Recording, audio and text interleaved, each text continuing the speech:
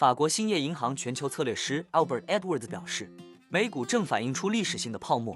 美联储的货币政策远没有市场想象的那么紧。他是目前华尔街最悲观的预测者之一。他指出，过去一年股市大幅上涨，标普500指数从2022年10月的低谷上涨了27%，但这可能是美联储货币政策过于宽松的一个警告。他指出，美联储正在考虑放缓 QT 规模，市场预期美联储将在今年晚些时候降息，这两项举措都将放松金融环境。这或许可以解释为什么标普500指数今年屡创新高，以及美联储的数据显示，货币存量总量去年猛增了10%。Edwards 在上周的一份报告中说，市场目前的叙述集中在对人工智能驱动的企业利润激增的预期上，称这将充分证明当前的高估值是合理的。但对于我们这些经历过20世纪90年代末互联网泡沫的人来说，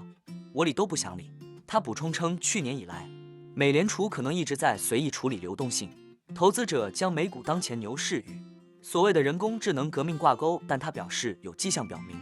分析师的乐观情绪和企业盈利预期开始放缓。他指出，在标普500指数成分股中，受到分析师上调盈利预期的公司数量比例已降至50%以下。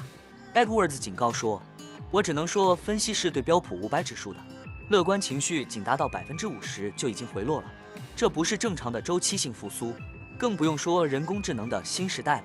这种疲弱的利润背景真的与标普500指数一年内上涨1/3相符吗？还是这都是美联储引发的流动性问题？作为一个大空头，他多年来一直警告说，股市可能处于类似的泡沫中，尤其是在市场对人工智能的狂热中。他此前警告称，这表明股市可能会出现大幅回调，尤其是如果美国陷入衰退的话。那我们今天的内容就先分享到这里。